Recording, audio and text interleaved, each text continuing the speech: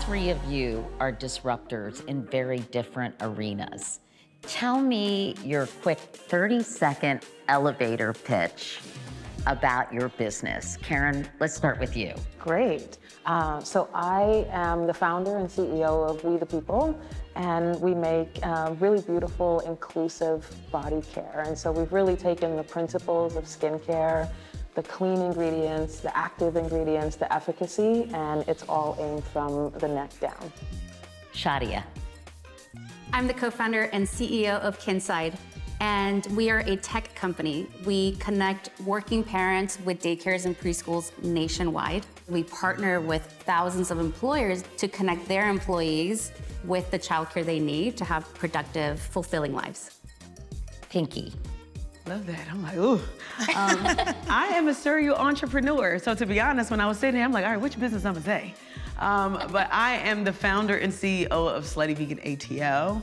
I'm the founder and CEO of Bar Vegan ATL. I'm the CEO of the Pinky Cole Foundation. And I'm the founder and CEO of American Sesh. And all that means is that I am a change agent.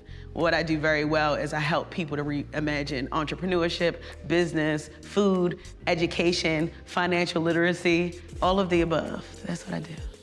Well, let's go the opposite way. Pinky, how did you find your passion? Finding my passion, I've been hustling for a very, very long time. So when you see people talk about like the American dream, I feel like I've been seeking that my entire life. I come from a background where my father spent 22 years in prison, and my mother was a working class citizen working to make somebody else's dream come true for the rest of her life. So I learned about loyalty and commitment and being a risk taker all between both of my parents. So as I got older, I realized that I'm a dreamer that needs to learn how to execute on those dreams. So I've had several businesses. Some did well, some did not. But what I realized that in order for me to be the very best version of myself, I have to do things that I'm in alignment with. So I went from having a Jamaican restaurant and being vegetarian and selling chicken to having a vegan concept where I'm doing what I love, I'm walking in my truth, I am in alignment, and I get to teach people and help them reimagine food in a way that they've never done. So what I realized today is that anything that I do, gotta be intentional. It gotta speak to my spirit, and it gotta be able to help people. And that's how I know like I'm in the right direction, I'm doing the right thing, and being exactly where I'm supposed to be. Shadia, I know your journey took a lot of twists and turns to end up where you are now. Was it your own experience that led you to believe there's a need for me to do this? Necessity is the mother of all invention. Right? And so for me personally, where I am today as a mother of two, yeah, I'm working on something, on a problem that I personally live every single day, which is the hassles, inconvenience, and unaffordability of childcare. But the guiding thread for me all along has been a deep passion for public service. And that is very much informed by my upbringing, by my mother. And we had to depend on a lot of public services and social goods. And I'm inspired legitimately to make the world a better place. Karen, you arrived at your passion by knowing what you didn't want to be. How did you get there? Yeah, so I had a really traditional, very religious upbringing. I was born in Brooklyn, but raised in Guyana. There wasn't a lot of room and freedom to dream and to kind of see myself as taking up space in the world. And so We the People is literally the epitome of taking up space. And I saw where I didn't belong in beauty, and I just really wanted to take up space there and create some space for other people who haven't been seen. You felt like the beauty industry wasn't speaking to you. Wasn't speaking to me, wasn't seeing me, wasn't visualizing who I wanted to be. And literally, our product addresses concerns that they're not things that I could find on the market even today. And so, you know, I sort of move like water and just find the spaces to go and really create something incredible. I feel as if all of you saw a need and then filled it. And Shadia and Karen, you both moved here from other places, from Guyana, from Mexico. Is there something about this country that makes it particularly hospitable to entrepreneurs? Do you think the American dream still exists in that way? I use the expression the American dream very carefully because it still is very much a land of the haves and the have-nots. And yet I am such a beneficiary of really being part of an incredible country that actually does create opportunities. I remember my mother moving us here, and even though we were at the bottom rung of the economic ladder, for me, I was already privy to a much more privileged upbringing than I could have ever had in Mexico. So just starting from foundationally, I have a profound gratitude for this country. And yet, I'm still one of very few that got through the travails of actually moving through the educational system, the professional system to get to where I am. What about you, Karen, moving here from Guyana when you were 7? How was life different for you? How did being in the United States open your eyes to the possibilities? It's a traditional thing that many Caribbean people do. I don't know if you had that experience or saw that with family and friends, that you'd have the child here and it was all about the access. It was all about the opportunity for education. That was the big thing. And they would be raised in your home country, in the family's home country, so that they could get that rooting of culture. And so I have a very clear memory of my upbringing in Guyana. It is truly foundational to everything that I am and the way that I see the world. And then I also have this really, really clear feeling that I still do, that there was someone working really hard on this end to set the tone and the space and the foundation for you to excel. Don't F it up. Who was that? That was my mother. So a lot of your family was here setting you up for success while you were being raised in Guyana by your grandmother? Yes, by my grandmother and my uncles. Did you miss your mom during those years? I didn't know her. Because I went when I was 2 months old, so I actually didn't know her. Yeah, and now that I have a 20-month-old, I'm like, that must have been really, really, really hard. Pinky, the day you were born, your dad was sentenced to 22 years in prison. Your mom had to work a number of jobs. And I'm curious how that impacted you and how it affected your drive and ambition. It's interesting because I have never been on American soil with my father. Because as soon as he got out of prison, he got deported. So all of my life, there was the psyche of knowing that I'm the offspring of somebody who has to be told what to do. I realized that that is not an easy thing to do. So as I grew up and in a single parent household, I'm like, life is okay, but this is not the life that I want to have for the rest of my life. Your dad was present in your mind, but not physically when you were growing up. And it strikes me that all 3 of you had very strong female role models.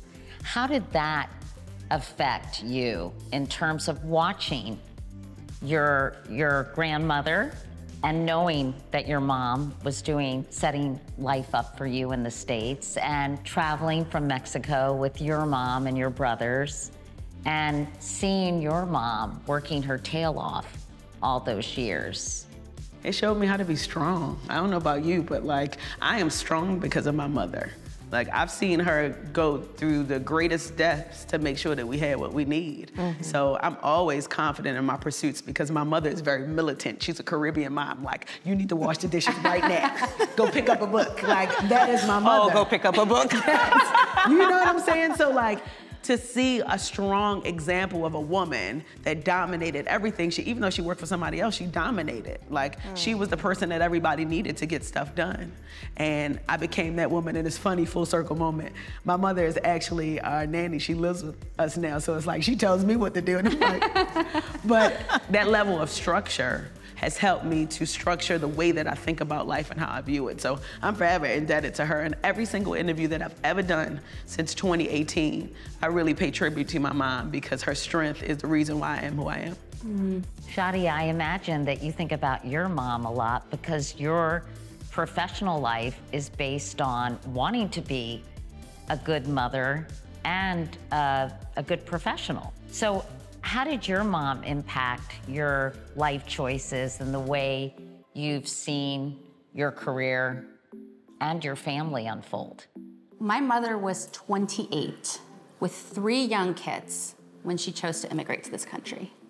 Being a mother now, I'm able to relate to the strength of my mother in a totally different way. I mean, my mom has always been one of my heroes and a role model of courage and strength and curiosity and adventurism.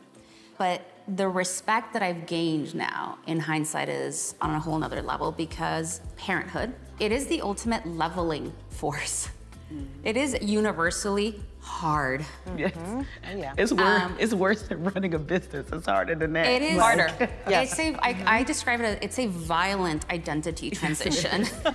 Yes, it is. And being where I was, having had my first child, having a great stellar career, and having way more access to resources than my mom ever did, I could not imagine how it is that she did it. And that was a huge force for me to co-found Kinside. So in that regard, I feel like I'm paying tribute to my mother and all mothers every single day by actually showing up to work and working what we're working on at Kinside.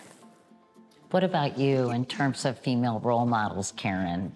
Yeah, I mean, so my grandmother, of course, set the tone and the epitome of that really for me. You know, as everyone is talking, I realized that the women in my life gave this incredible, they were just this spectrum between like softness and strength, and just really sort of being able to flex in and out depending on what was needed in the time. And I think maybe that's one of the things that I've certainly picked up, is this ability to be able to nurture as needed, but then also kind of get up and go out into the world and carve something out for myself. But of course, everyone talks about imposter syndrome, no matter where you come from. But I do think that for some people to find them, with your backgrounds, to find yourselves in sort of places of privilege where people have very different backgrounds, how did you find the confidence to make you feel like you deserved a seat at the table? I built my own table. You know, like when you talk about the building, being in rooms, what I realized is, specifically speaking about Slutty Vegan, when I built my company, I made my company so irresistible that people wanted to come to my table. They wanted to come in my atmosphere, my energy. I guess that's the appeal of being an entrepreneur. You don't have to fit into someone else's You don't have to world. fit in You create your own. Yeah, there's also something interesting about the immigrant experience of literally migrating to another country in order to fit in. It never works. I watched my mother and the people around me sort of flex themselves in and out of spaces and come back to this grounding and rooting in their culture, and then go back out, flex some more, come back. And I think that was just inspiring, just to realize that it's never rigid. You know, you feel the imposter syndrome, sometimes you don't, but you have this constant sort of flexing and shaping yourself in and out of spaces. Because of the immigrant experience. Yeah. After a while, you're just like, all right, cool. Like, just embrace it. You just embrace it, Yeah. The uniqueness, and that's why you are who you are. Yeah. Being an entrepreneur is exciting and exhilarating, but also scary. And all of you could have gone a safer route. And yet you gave up lucrative, more traditional jobs in favor of taking the chance of being a successful entrepreneur. Why? I don't know how to play it safe. Yeah, like I don't want to take my last breath. And the only thing people remembered about Pinky Cole is that like she just existed and that's it. I want people to know that I've enacted change with my behavior, how I showed up, how I connected people, how I created opportunities. I wanted to be able to impact a generation of people. And I get to do that every day. And when I tell you that's the most fulfilling part of it, yeah. I got a foundation called the Pinky Cole Foundation. And we literally help bridge the generational wealth gap. And you'd be surprised how many people in different ecosystems just want opportunity. All they need is access to resources, to capital, to phone numbers. And to be able to do that at this level in the game tells me that I have a responsibility to change the world, and I don't have to be a politician to do it. You know, like I could be Pinky Cole, who is a serial entrepreneur that just wants to see everybody win. So that's why I don't take the easy way out. And I would like to say that you guys don't take the easy way out either, right? Like, y'all are doing magnificent things. Working in corporate America, something you both did at one point in your careers, why did you decide corporate America isn't for me, I'm gonna strike out on my own, and there are no guarantees? Listen, corporate America was one of the first places where I felt and really shouldered the burden of not belonging. It is very hard to fit in. It is very hard to progress. And I wanted to build We the People as an homage to the women that got me here and to the women that I call my friends and fellow founders, and just create this space where we didn't have to fit into this narrative that had been painted for us for centuries at this point, passed on generation to generation. You've got to be perfect. You have to be flawless. And God forbid you even try to age, especially publicly, you know? And Amen. and so there was an opportunity to create a different narrative by being rebellious. And I think the thing that maybe we're kind of getting at is rebellion probably comes naturally to all of us. And also, you're serving other people while you're creating a successful company. You're solving problems, all of you, for other people. So it is outward focused in a way. Absolutely. I mean, we're working on making childcare universally accessible to all. Childcare has traditionally been seen as a woman's issue. Women have had enough of it. Women are becoming entrepreneurs. Women are raising billions of dollars in funds, and those two things are converging at this moment in time into companies like Kinsight, but not just Kinsight. There's a whole plethora, there's a whole industry that is growing around women's issues, mothers' issues, and we're showing the world that these are not just nice to have social goods that we're fixing, but that these are real, legitimate, worthy businesses to create with a great profit motive behind it. You use the word risky, and I know 50% of small businesses fail after 5 years. And you all have all dealt with failure at one time or another. I think people fear it, but that's where you really learn. What has failure taught each of you? When I'm thinking about the word fail, failure is not failure at all. It's finding the aspiration in the losses. And it took for me to have a restaurant that had a grease fire, and I lost everything in that grease fire because I didn't have fire insurance. So from the outward appearance, it looked like a failure. I went flat broke, my car got repoed, I got kicked out of my house. And when I had my full circle moment, I realized that it was not failure at all. What it was, it's an opportunity for me to get smarter, to get stronger, to gain more character. So now I'm an expert, and I ain't even had to go to school to do it. So my outlook on life is different. So I think from the glass half full instead of the glass half empty. And that is how I'm able to maneuver through the crazy world of being an entrepreneur, because it's hard. It is not easy to be an entrepreneur, but it's so rewarding because it's something that your hands and your brain and your thought process put together, and you see this final product. Like, it feels so good. And to be able to do that every day is just like, yes, I got something to live for. Every single day, I got something to live for. So nothing ever feels like failure. Have you all learned from your mistakes in the same way Pinky has? Probably not as eloquently. But I do cry in the shower a lot. I really wish that more people talked about the crying in the shower moments. When you have had this background of everybody did it for you, everybody sacrificed for you, you really are carrying just so much on your shoulders. And My entire life, it was, you have one job, do not fail. How have you bounced back from failure? And how do you make failure your friend? Yeah, so I think I needed to realize that it wasn't like a solo thing that you were carrying. It is literally the human experience. You know that once you've conquered one thing, it's okay, I'll get through the next thing. It's like setting a precedence for as the challenges mount, what you know you can get through time and again. But every single failure still does feel new in a way, you know, especially when they're bigger failures and when they're failures that maybe are public or when they're failures that affect other people. So one of the most important jobs that I have as the CEO of a tech startup is fundraising.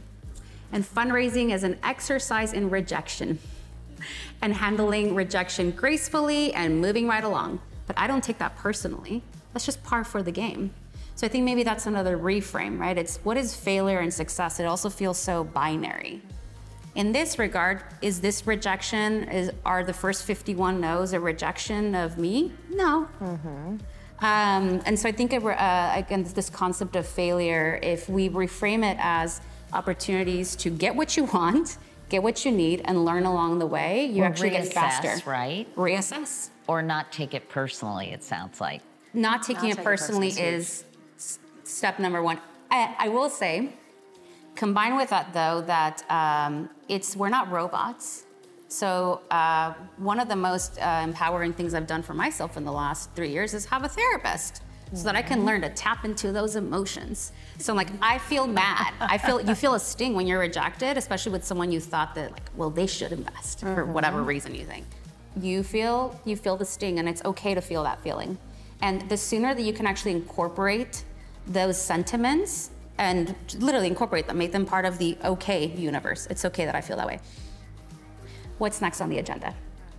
I think things are changing, but I think a lot of women are trepidatious about becoming entrepreneurs because they don't feel confident in their business skills.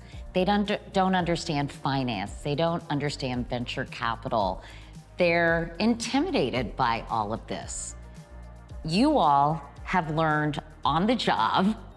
What advice would you give women who lack the confidence and the business acumen to be entrepreneurs? I would say do it scared. Like, I still get intimidated at this level in the game, right? But that is when it feels the most exhilarating, because the feeling after you do that thing that scares you, it's just like, what's next? I'm ready, I'm fired up. Yeah. So for women who want to get in this space, like I said before, when I first started, you said equity, who's that? Like, I don't know who that is.